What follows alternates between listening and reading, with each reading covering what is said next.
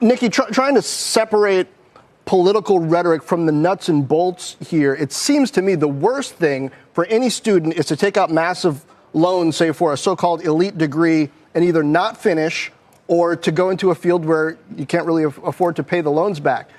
Is there perhaps the issue here? Maybe the Ivy Leagues aren't as good a deal for a lot of students, and if their percentages drop in certain demographic categories, it's not the end of the world. Maybe, but I'm not sure that the research that has been shared is dispositive. I mean, that's certainly contrary to my lived experience and to the lived experience of many Black and brown students that I know that have traversed through many of Ivy League colleges and these universities and done extraordinarily well.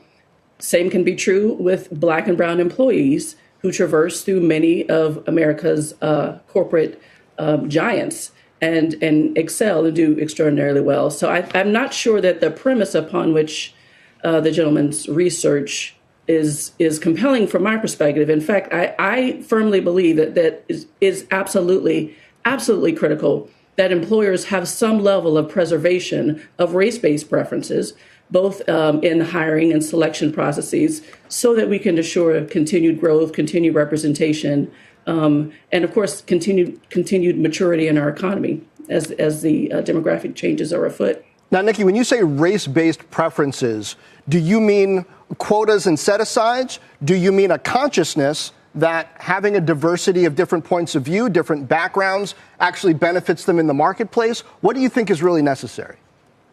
Race-based remediation, right? So we have to acknowledge what has happened specifically and uniquely to Black and brown people in this country. The Constitution contemplated that. It always has understood very well, as has its interpreters, that we have lived in a very race-conscious society forever. And so race-based remediation really is the only cure for race-based ills. And so what I'm talking about is absolutely presumptive selection, the decision to assure that Black and brown people are amplified both in education settings and in professional corporate settings, because it's important to assure that the economy continues to run as the browning of the country.